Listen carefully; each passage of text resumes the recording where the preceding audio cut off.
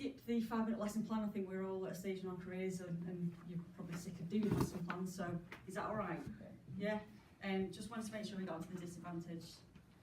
So obviously, many other things, I'm a Pupil Premium lead in our school, so I'm responsible for all our disadvantaged students. So I need to know my stuff. So what I thought I'd do is, what I wanted to do really was to highlight the similarities that are there between stretch and challenge and the disadvantaged, to show you that it isn't extra, it's the same. So it makes your life a lot easier. So in your pack where I've got my disadvantaged toolkit, I've put just a whole bank of like best practice things to be doing if you've got the time. So the first thing is subject barriers. So it's worth taking the time to have a chat with your disadvantaged, find out what they like, what they struggle with in your subject particularly, and making a note of it. Sorry, have you found it near the back?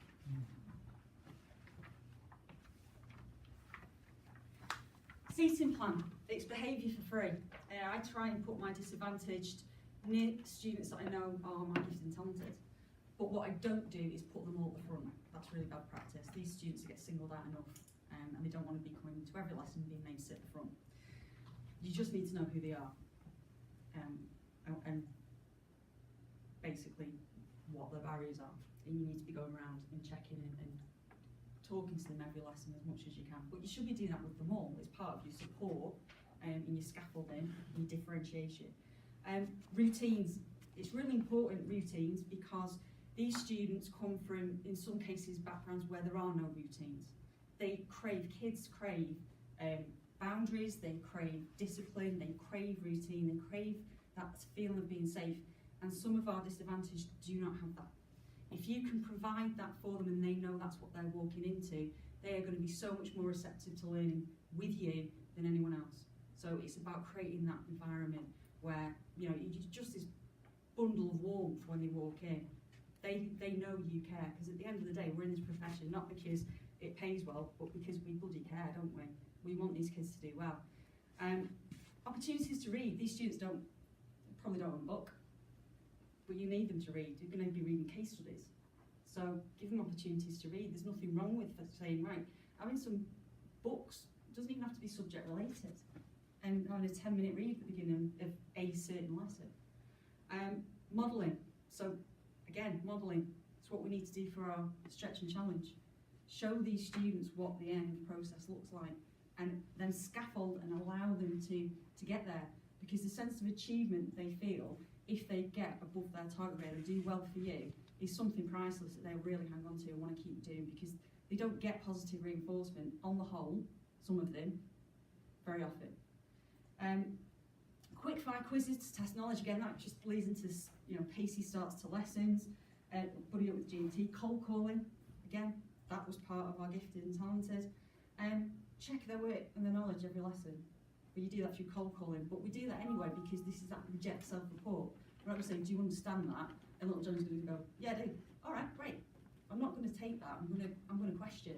I'm going to cold call, so I know that the knowledge is there, and I'm going to push it a bit further. I'm going to probe and try and get a better response out of it.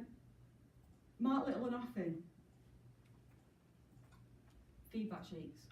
Okay, you need to be marking a lot, but it's how we mark that determines how long it takes us.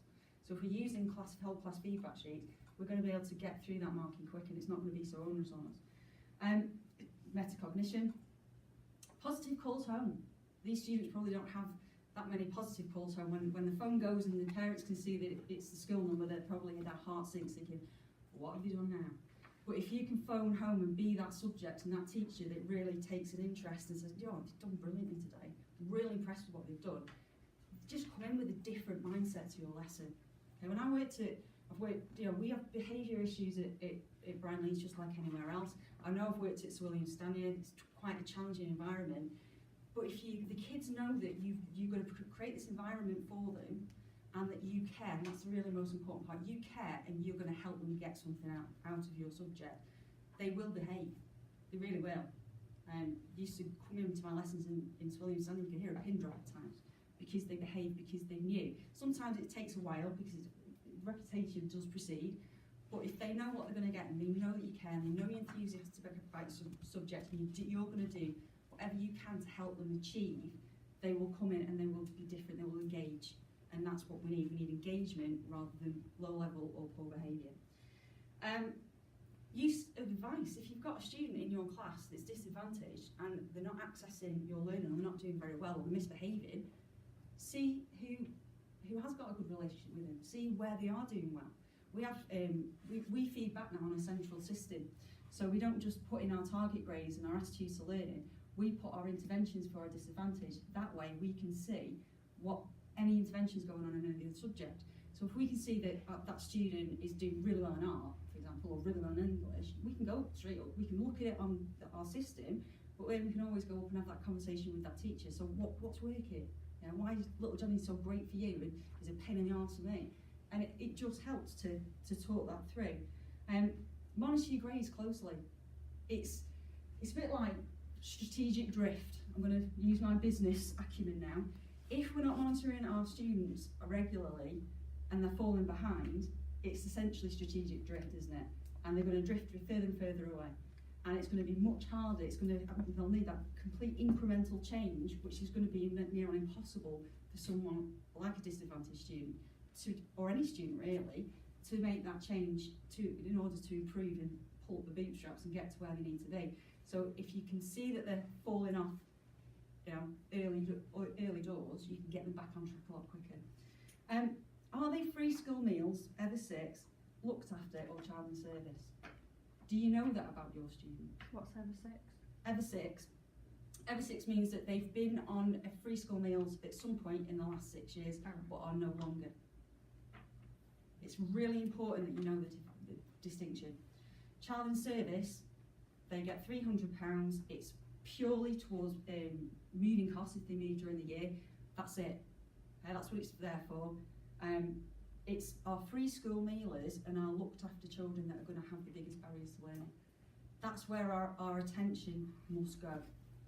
Yes, we've got to be mindful of all our disadvantage, but it's really, really important that we distinguish between the different groups, because someone who's ever six, their parents, yes, they may have been in financial difficulty at one time, but they are no longer. These ever six, we have ever six students that roll up in Bentleys, okay, because their parents have been bankrupt, but they've started a new business and they're now millionaires. They don't need the level of support and financial support that our free school mealers do. These are the students that don't have access to the things that our other students do. And for us as teachers, it's essentially equity, not equality. So it's not about giving all of our disadvantages exactly the same, because they fall into so many different categories. None of them are the same. It's about making sure that our really disadvantaged are scaffolded and given all the support that they need, so they're on a level playing field with all of their peers. Whether that's, you know, having resources in the classroom, they just go, just take it, have that pen. It's about making sure that they feel like they're on a level playing field, which is why we do a lot in Brownlees in terms of uniform. We'll take them out and get them shoes, whatever we need to do to make sure that student does not feel like they are singled out or different because they are financially disadvantaged. So yeah, providing opportunities for them to do extra study with you, lunchtimes, after schools, because again, some of these students won't have a space at home where they can successfully get quiet and study, and may want to. Yeah, make sure use your PP funding. I mean, some of the schools in here, I know, for example, will have a heck of a lot of PP funding depending on your student, and access it. Don't be afraid to access and ask for resources through Pupil Premium money. It's there to develop and improve learning outcomes, and your school is responsible to us for ensuring that they're spending that money to do that very thing, and you are part of that. Your subject is part of that and those outcomes. So be accessing and asking for Pupil Premium regularly. Find out, do you all know who your Pupil Premium leads are? So yeah, bug them, email them, nag them. I get nagged constantly. I can't walk down the corridor now without I get stopped about 4 or 5 times. Well, that's right. I want that. It's a headache, but I want it because it's right for the students. Do you have PP learning support? Or do you have learning support in your classroom? It's really important. It's something that came up only a few weeks ago. I was talking to a learning support assistant, and she said, really helpful if teachers identified to us which students were in their classroom Pupil Premium, because whilst we're in there supporting a specific student, it'd be nice for us to be able to go and see them